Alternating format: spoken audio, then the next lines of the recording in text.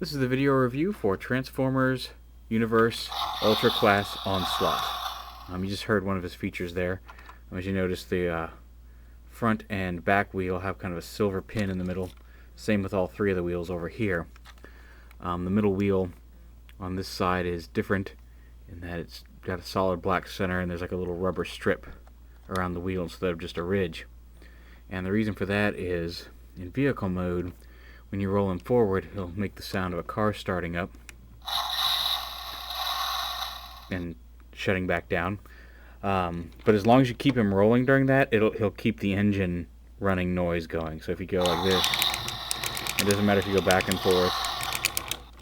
Well, it stopped there because I wasn't moving fast enough, but I don't know if you can hear that. Oh, it must be the backup noise, but as long as you keep it going forward,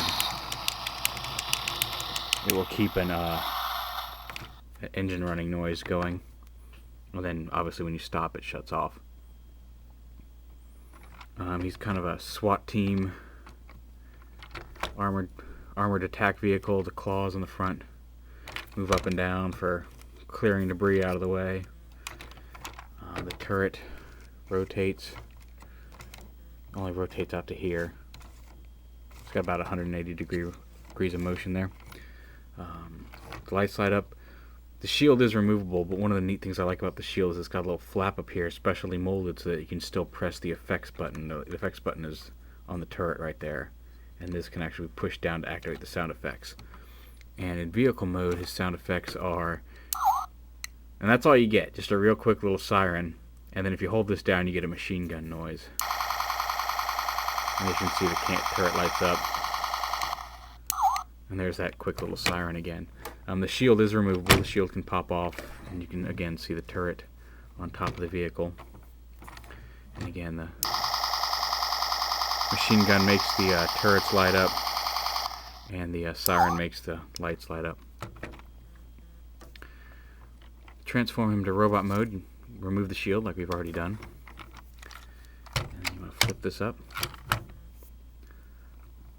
like that, and you want to fold this panel. This panel was down, fold that under, and that whole piece slides forward right there, just like that. I'm going to pull the sides out and flip them down. And as you can see, I'm forming the legs here. Like this. Pull the camera back out a little bit. Pull the legs down. And what you do here is you open these cages. Take this wheel and flip it up into that cage and then close it. This forms up and folds the feet.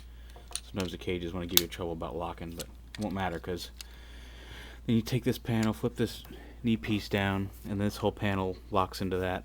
And there's one leg, and you just do the same thing on the other side. Flip the wheel up, close the cage, flip the panel down, foot up, and knee. And there you have the leg transformation. For the upper body, it's a fairly simple matter of splitting the jaws, pulling the arms down, flipping the jaws like so. Then this whole upper assembly folds down over his head. The stomach piece folds back, snaps into place right there. Straighten up his shoulders, flip out his hands here. The hands are on swivel joints. And do the same thing over here. Flip this up, bring the arm down, and the hands. See, he's still got the turret behind him. The noises, the sound effects in robot mode are the same, except also his visor lights up with each of the sound effects.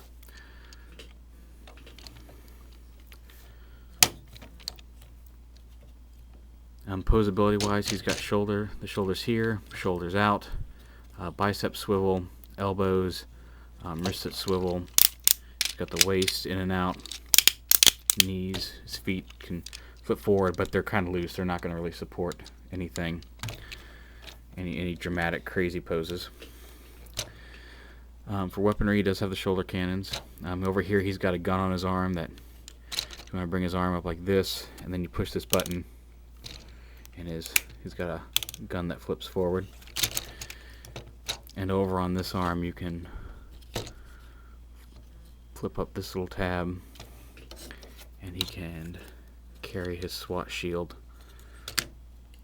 in robot mode as well. You can still deploy the claws, but all that really does is kind of look like wings. And if you'd like, the shield these are made to pop off, so if they come off, don't worry, just snap them right back on. And the shield can also, just like in vehicle mode, if you would like, be deployed or stored right there on his back.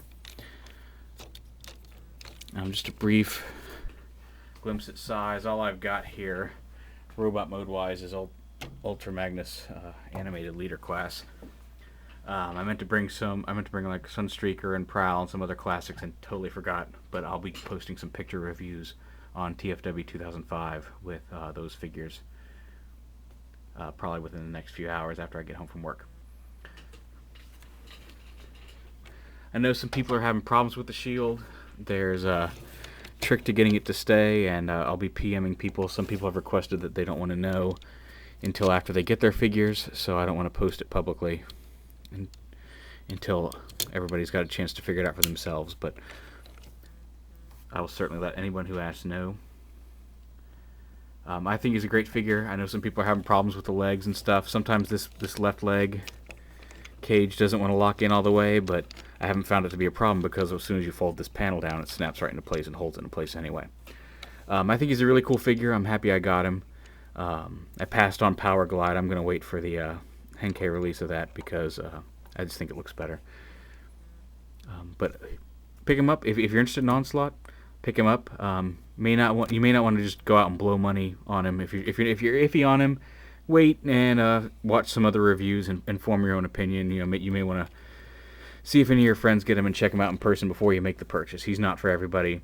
I particularly like him, but I know there have been issues. You may want to wait until some of those issues are reported to be fixed, if they are reported to be fixed. But I think he's a good figure, solid figure overall. I recommend him.